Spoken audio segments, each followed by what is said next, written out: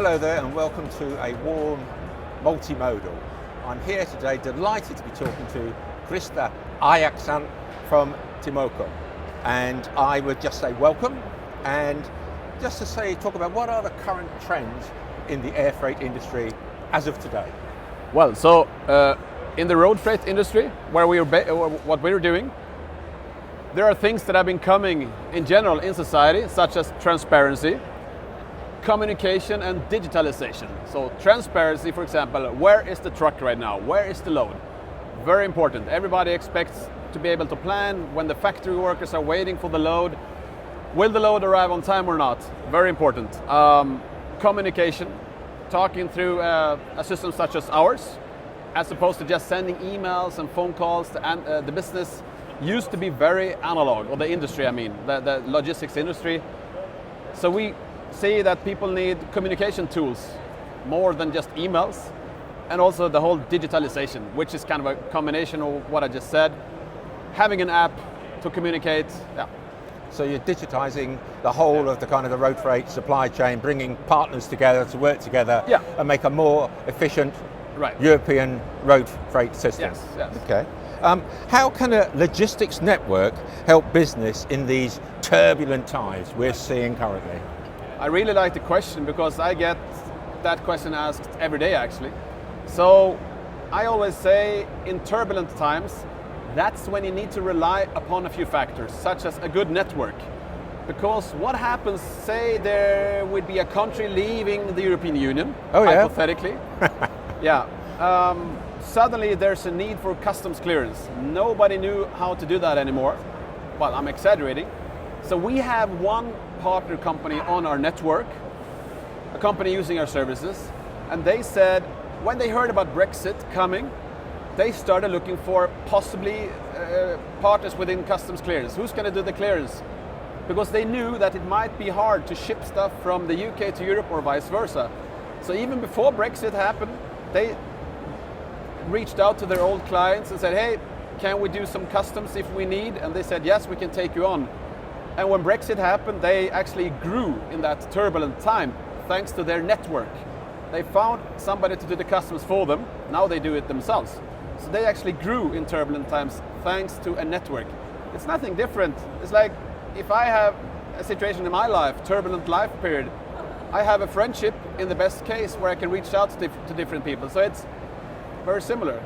So it's not just a network for Brexit, it's people need networks and to expand them and to grow them. We don't know what the next turbulence is going to be, but you need to be prepared. Yes, exactly. So customs is just one side.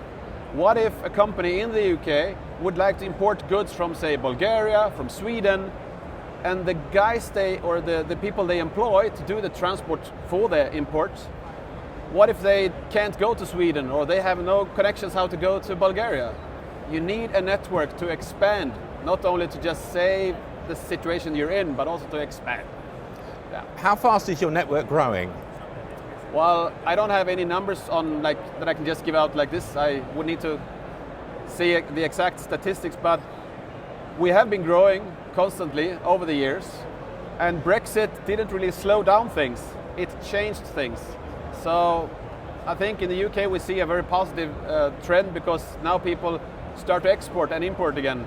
Now that the whole customs thing, which was a mess for a lot of companies in the UK, I felt really sorry for them. Now the customs things have become a bit easier and clear, so we are very positive about the development in the UK as well. Digitization is a big issue across all modes in freight today, but particularly I'd have thought for road freight. How has digitalization accelerated the growth of business and their transport planning? Right. So I think we have all ordered something on the internet or something where we wanted to see where the truck is right now. So the ETA has been something that's been, I think, the holy grail, so to say. How can we find a way to track and monitor the vehicle and the pallets that we're waiting for? So a good digital tool such as ours, if I may say, helps you to plan. For example, what if the workers in the factory are waiting for a shipment from another country? Yeah. Electric components or whatever it may be. If they know that, hey, the guy who's driving or the woman who's driving is stuck in the queue, won't make it before closing hours, we can go home and be there tomorrow when we know that the truck is going to arrive. So the ETA is definitely one thing. Tour planning for a company managing a fleet, that they can more efficiently plan their vehicles for different routes. That's one thing. The live shipment tracking is, the ETA thing, to see when my load is going to arrive. Less emails and less phone calls. We've all been there receiving 20 emails for something in our job. What if there would be a tool where we can communicate through the tool instead?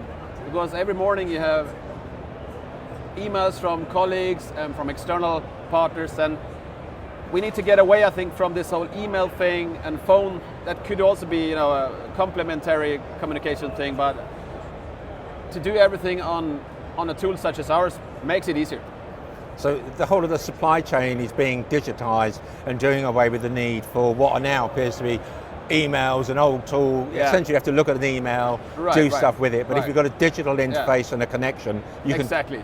I mean, we know that this notification system that you have, for example, if you make a booking on a big hotel reservation platform, if you have their app, you get notified in the app about what's going on, instead of just checking your email, which just keeps on growing.